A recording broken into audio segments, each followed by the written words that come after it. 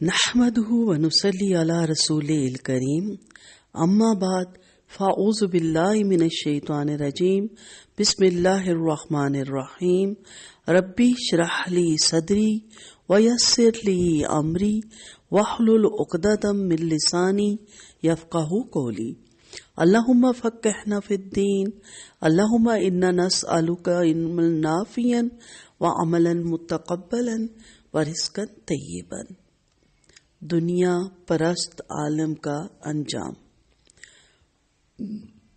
حضرت ابن عباس رضی اللہ عنہ سے روایت ہے کہ نبی کریم صلی اللہ علیہ وسلم نے فرمایا، وہ آدمی جس کو اللہ تعالیٰ نے اپنے دین کا علم بخشا اور اس نے اللہ کے بندوں کو دین کا علم سکھانے میں بخل سے کام لیا اور سکھایا تو اس پر مال وصول کیا اور اپنی دنیا بنائی، تو ایسے شخص کو قیامت کے دن آگ کی لگام پہنائی جائے گی اور ایک اعلان کرنے والا فرشتہ اعلان کرے گا کہ یہ وہ شخص ہے جس کو اللہ نے اپنے دین کا علم بخشا تھا، لیکن اس نے دوسرے کو دین بتانے میں بخل کیا اور جنہیں سکھایا ان سے مال وصول کیا اور اپنی دنیا بنائی۔ یہ فرشتہ برابر اسی طرح محشر میں حساب کتاب ختم ہونے تک اعلان کرتا رہے گا۔ حضرت عبداللہ بن مسعود رضی اللہ عنہ سے روایت ہے، آپ صلی اللہ علیہ وسلم نے فرمایا، اے لوگو، تمہارا کیا حال ہوگا جب تم پر وہ فتنہ مسلط ہوگا جس میں تمہارے چھوٹے بچے بڑے ہوں گے اور بوڑھے اپنے بڑھاپے کی انتہا کو پہنچیں گے، اور فتنہ گمراہی کو سنت بھلائی سمجھا جائے گا۔ اگر کوئی شخص اس فتنے کو ہٹانے کے لیے اٹھے گا تو لوگ کہیں گے یہ شخص ناپسندیدہ اور برا کام کر رہا ہے۔ کسی نے پوچھا ایسی حالت امت پر کب آئے گی؟ آپ صلی اللہ علیہ وسلم نے فرمایا، جب تمہارے اندر ایماندار اور قابل اعتماد لوگ کم ہو جائیں گے اور اقتدار کی ہوس رکھنے والے زیادہ ہو جائیں گے، دین کے واقعی علماء کم ہو جائیں گے اور دین کے پڑھنے والے زیادہ ہو جائیں گے، دین کو دنیا حاصل کرنے کے لیے پڑھایا جانے لگے گا، نیک کام کریں گے لیکن اس سے مقصود دنیا کا اصول ہوگا۔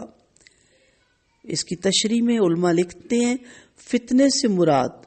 دینی پستی کی وہ حالت ہے جس پر نسلوں پر نسلیں گزرتی چلی جائیں گی، یہاں تک کہ اس دینی پستی اور گمراہی کو لوگ صحیح راہ سمجھنے لگیں گے، اور جو لوگ اس گمراہی کو مٹانے کے لیے کوشش کریں گے لوگ انہیں غلط کہیں گے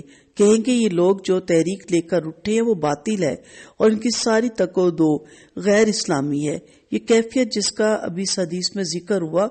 اس دور میں پیدا ہوگی جس میں علم دین حاصل کرنے والے علماء اور فقہ تو بہت ہوں گے لیکن ان کی نیتیں صاف نہ ہوں گی۔ یہ پیشہ ور علماء ہوں گے، بظاہر آخرت کا کام کر رہے ہوں گے لیکن مقصد دنیا کا اصول ہوگا، غرض حرص دنیا اور ہوس اقتدار کا عام غلبہ ہوگا۔ حضرت یہ جو حدیثیں آپ کو ترمذی میں آسانی سے مل جائیں گی۔ حضرت اب جو میں حدیث سنانے جا رہی ہوں یہ بھی ترمذی کی ہے۔ حضرت عمران بن حسین رضی اللہ عنہ سے مروی ہے کہ ان کا گزر ایک ایسے شخص کے پاس سے ہوا جو قرآن پڑھا رہا تھا، قرآن پڑھ کر واعظ و نصیحت کر رہا تھا۔ جب وہ اس سے فارغ ہوا تو اس نے لوگوں سے مال مانگا۔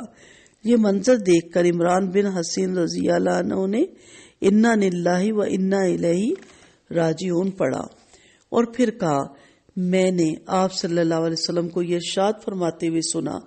جو قرآن پڑھے اسے اللہ سے مانگنا چاہیے، اس لیے کہ میری امت میں کچھ ایسے لوگ پیدا ہوں گے جو قرآن پڑھیں گے تاکہ لوگوں سے مال وصول کریں۔ ابن ماجہ میں ہے، حضرت عبداللہ بن عباس رضی اللہ عنہ نبی کریم صلی اللہ علیہ وسلم سے روایت کرتے ہیں کہ آپ صلی اللہ علیہ وسلم نے فرمایا، جہنم میں ایک ایسی وادی ہے جسے خود جہنم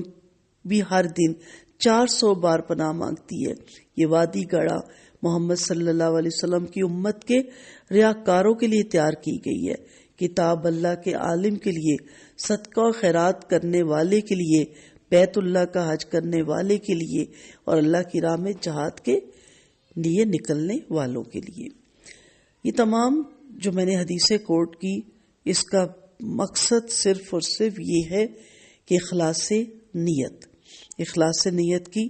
بہت اہمیت ہے۔ جو کام بھی کریں اخلاص نیت سے کریں، اللہ کی رضا کے لیے کریں، نہ کہ اس کا مقصد دنیا پرستی ہو، دنیا کا طلب ہو، نہ کہ اس کا مقصد شہرت ہو، ریاکاری ہو، دکھاوا ہو، ہرس ہو، اقتدار کی ہوس ہو، اپنا نام مشہور کرنے کی خواہش ہو، کبریائی بڑائی ہو۔ خاص طور پہ قرآن کا علم سیکھنے اور سکھانے والوں کو جو اپنے بارے میں زوم ہو جاتا ہے کہ ہم سے زیادہ کوئی نیک نہیں، وہ اس سے بھی باہر نکلیں، علم کے تکبر سے پناہ مانگی گئی ہے۔ اللہ تعالی ہم سب کو اخلاص نیت کے ساتھ اللہ کی رضا حاصل کرنے کی غرض سے اس علم کی محبت دے اور اسے پھیلانے کی توفیق دے۔ وآخر دعوانا ان الحمد للہ رب العالمین۔ سبحانک اللہم و بحمدک، نشہد ان لا الہ الا انت، نستغفرک و نتوب الیک۔